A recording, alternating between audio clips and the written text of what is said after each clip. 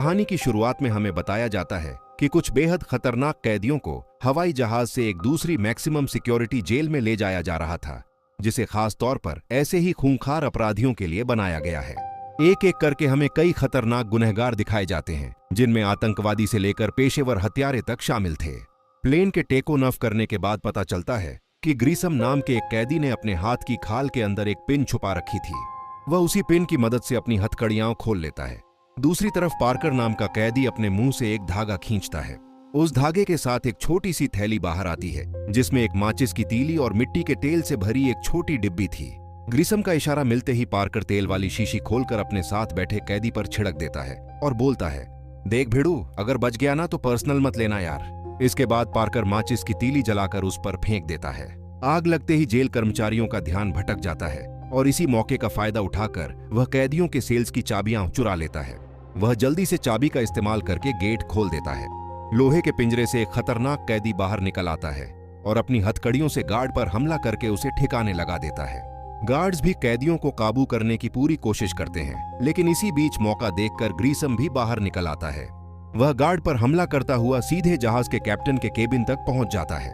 Pilot उसे रोकने के लिए अपनी बंदूक निकालता है, लेकिन वह नाकाम रहता है और ग्रीसम के हाथों मारा जाता है। ग्रीसम उसकी बंदूक उठाकर कैप्टन के पास पहुंचता है और बंदूक उसकी कनपट्टी पर रखकर कहता है कि वह जमीन पर रिपोर्ट करे कि मौसम में खराबी की वजह से थोड़ी दिक्कत आई थी, लेकिन अब सब कुछ कंट्रोल में है, ताकि नीचे किसी को यह पता न चले कि प्लेन के अंदर असल में क्या चल रहा है। क्योंकि पूरे जहाज में सिर्फ उसी के पास बंदूक थी, इसलिए ग्रीसम जल्द ही पूरे जहाज को हाईजैक करके अपने कंट्रोल में ले लेता है। इसी जहाज में पो नाम का एक कैदी भी मौजूद था।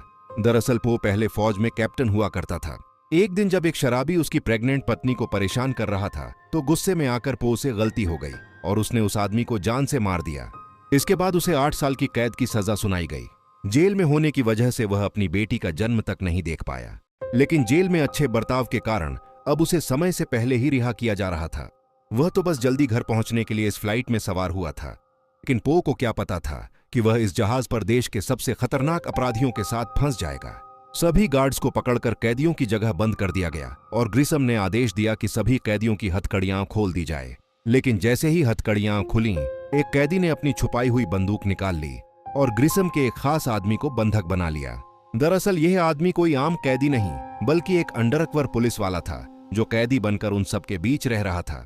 पो ने उसे समझाने की कोशिश की और कहा, भाई शांति से काम ले, इतने लोगों से अकेले लड़ने का कोई फायदा नहीं है। लेकिन वह नहीं माना और बदकिस्मती से ग्रीसम के हाथों मारा गया। यह देखकर पो सोच में पड़ गया कि आखिर वह इस जहाज से जिंदा बाहर कैसे निकलेगा। इसके बाद ग्रीसम के कहने पर हवाई जहाज को एक दूसरी हाई सिक्योरिटी जेल में उतारा गया।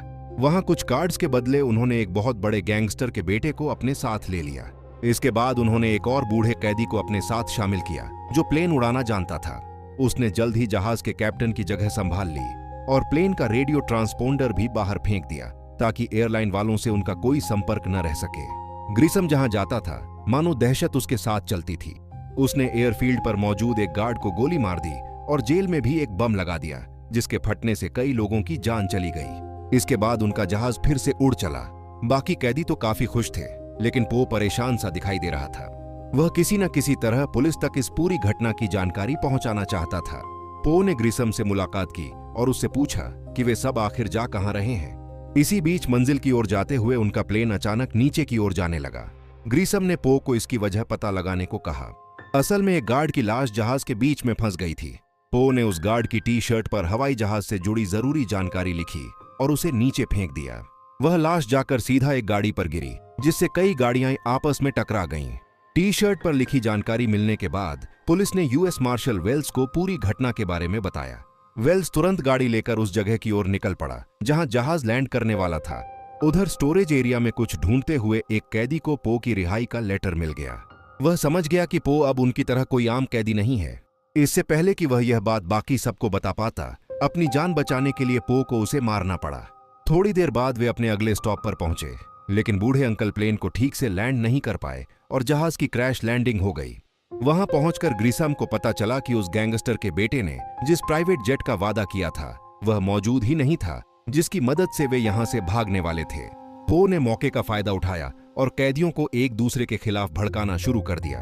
वह कहने लगा कि इस गैंगस्टर के बेटे पर भरोसा नहीं किया जा सकता, ये सब झूठ बोल रहा है।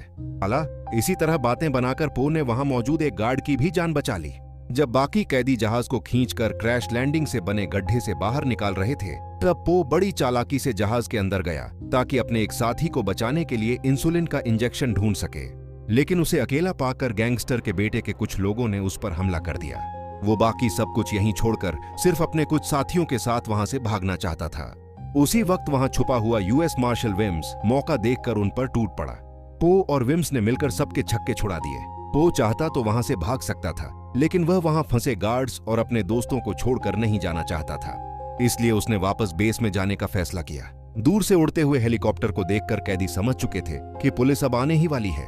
यह देखकर गैंगस्टर का बेटा वहां छुपा हुआ प्राइवेट जेट लेकर सबको धोखा देकर अकेले ही भागने लगा।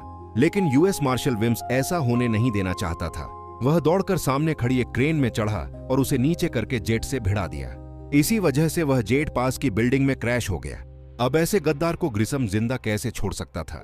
उसने लीक हो रहे जेट फ्यूल में जलती हुई सिगरेट फेंक दी, जिससे गैंगस्टर का बेटा जिंदा जल गया। इसके बाद ग्रिसम ने सभी कैदियों को हथियार बांट दिए और अपनी अपनी पोजीशन लेने को कहा।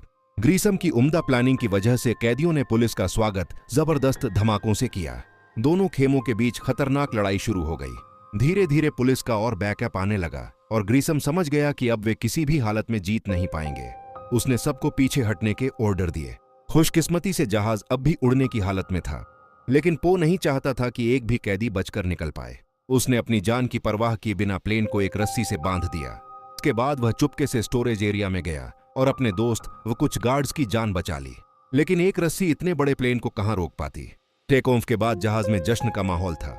सभी कैदी खुश थे, लेकिन ग्रिसम को समझ नहीं आ रहा था कि पुलिस को उनके प्लान के बारे में पहले से कैसे पता चला।